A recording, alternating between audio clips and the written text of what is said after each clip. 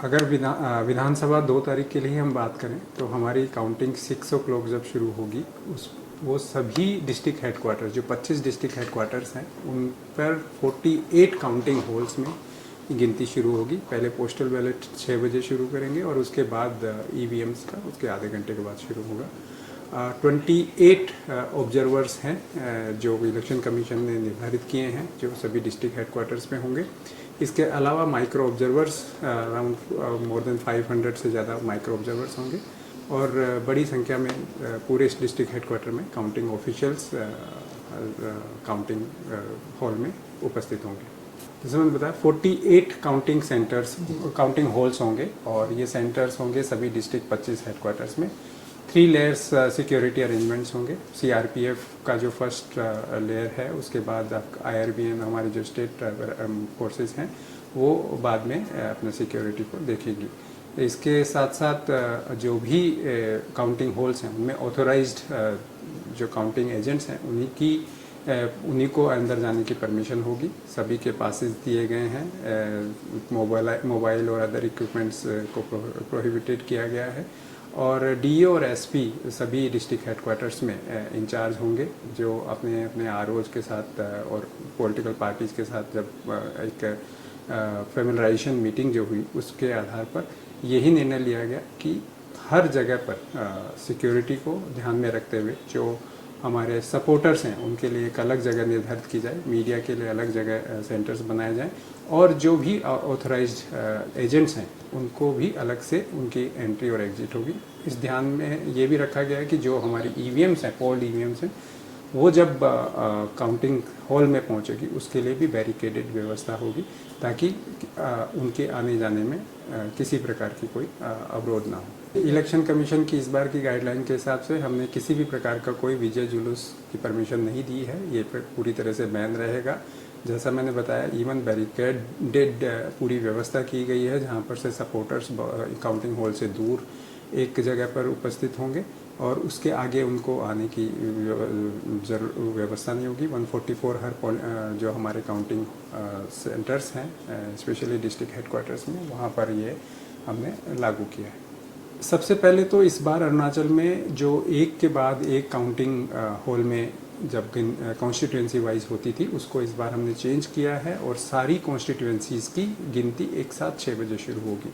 इससे फ़ायदा ये होगा कि हमें उजाले में शुरुआत में ही ये सिक्योरिटी को इंतज़ाम को ध्यान में रखते हुए उसी दिन के क्रूशियल डे को ध्यान में रखते हुए हमने ये कोशिश की है कि जैसे ही काउंटिंग ख़त्म होती है वैसे ही जो हमारे सपोर्टर्स होंगे पॉलिटिकल पार्टीज़ के जो भी जो ऑथराइज्ड एजेंट्स होंगे उन सब की अलग अलग व्यवस्था की है उनको निकालने की। जो विजयी कैंडिडेट हैं और जो बाकी कैंडिडेट हैं स्पेशली तिराप, लोंगडिंग और चांगलांग जो कि इंसर्जेंट एरिया की वजह से थोड़े से डिस्टर्ब हैं उनमें हमने पूरे सिक्योरिटी के अरेंजमेंट्स किए हैं। कल चीफ सेक्रेटरी ने डीजीपी और हम सबके साथ एक मीटिंग की थी जिसमें उनकी सिक्योरिटी को फिर से रिव्यू किया गया और उस सिक्योरिटी रिव्यू कमेटी के आधार पर उनकी सिक्योरिटी को भी बढ़ाया गया।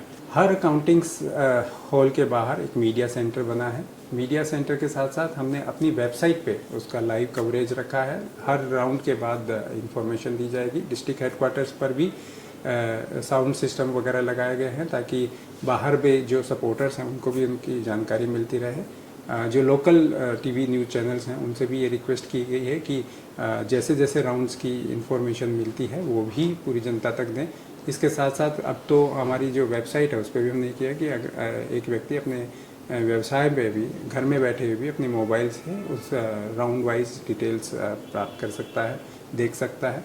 इसके साथ साथ इलेक्शन कमीशन की जो वेबसाइट है उस पर भी हम लोग तुरंत राउंड वाइज डिटेल्स भेजते रहेंगे, ट्रांसक्रिप्ट करेंगे जो कि पूरे देश भर में लाइव देखा जा सकता है। पहले ये काउंटिंग जैसे मैंने देखा पिछले कॉन्स्टिट्यूएंसीज के रिजल्ट को रखते हुए तो पूरा दिन भर और कई जगह पे रात और अगले दिन तक भी चली है, लेकिन इस बार हमारी कोशिश ये रहेगी कि दोपहर ख़त्म होने से पहले पहले यानी 12 बजे से पहले पहले हमारे सारे रिजल्ट्स बाहर होंगे। ऐसी हम कोशिश पूरी करेंगे। 4th को 8 बजे हमारी काउंटिंग शुरू होगी लोकसभा इलेक्शन के लिए। हमारे यहाँ पे 2 कॉन्स्टिट्यूएंसीज हैं और तेजू और आलो दोनों ही वेस्ट और ईस्ट कॉन्स्टिट्यूंसीज जो हमारी पार्लियामेंट्री कॉन्स्टिट्यूंसी उसके आरओ हैं, जो डीओ अभी दोनों हैं। और दोनों ही जगह पर हमने सबसे पहले इलेक्शन कमीशन की परमिशन से 2 काउंटिंग सेपरेट हॉल बनाए हैं पोस्टल बैलेट के लिए, क्योंकि आलो में जो वेस्ट कॉन्स्टिट्यूंसीज है उसमें अराउंड 24,000 पोस्टल बैलेट्स हैं और 16,000 पोस्टल बैलेट्स हैं ईस्ट कॉन्स्टिट्यूंसी में, पार्लियामेंट्री कॉन्स्टिट्यूंसी में।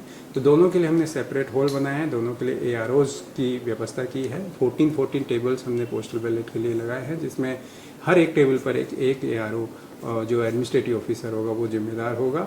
इसके साथ साथ सभी डिस्ट्रिक्ट हेडक्वार्टर्स 25 पर, जैसा कि हम कॉन्स्टिट्यूंसी वाइज ये कर रहे हैं, वैसे ही विधानसभा के साथ साथ लोकसभा के नतीजों के दिन भी हम कोशिश करेंगे कि सारे डिस्ट्रिक्ट हेडक्वार्टर्स पर कॉन्स्टिट्यूंसी वाइज गिनती शुरू हो और लगभग वही 11 और 12 बजे तक हमें सारे रिजल्ट्स सामने आ जाएं।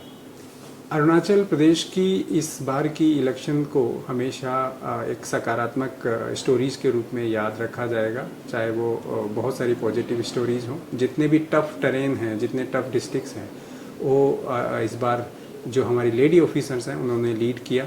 बहुत सारे पोलिंग स्टेशंस ऐसे हैं जिनमें पूरे के पूरे लेडीज़ ने इस बार अपना नेतृत्व किया और पोलिंग पार्टीज़ भी पूरी तरह से सारी की सारी लेडीज़ थी। इसी से एक छोटा सा ये मिलता है, ये प्रूव होती है कि यहाँ की जो सिचुएशन है वो बड़ी पीसफुल है।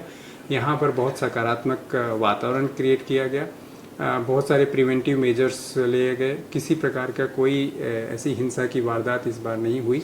इसी पॉजिटिविटी को आगे बढ़ाते हुए काउंटिंग के दिन भी मैं सभी हमारे मतदाता जो भी रहे हैं, जो पार्टीज़ के जो रिप्रेजेंटेटिव्स हैं, जो एजेंट्स हैं, उनसे भी यही मैं निवेदन करूंगा कि इसी सकारात्मकता को, अरुणाचल प्रदेश की जो शांति, वैभव और जो समृद्धि को आगे बढ़ाते हुए उनके जो पॉजिटिव जो व्यवहार उन्होंने इस पूरे इलेक्शन प्रोसेस में दिखाया, उसी को काउंटिंग के डे और काउंटिंग के बाद भी उसको बरकरार रखें और अरुणाचल का मान बढ़ाएं।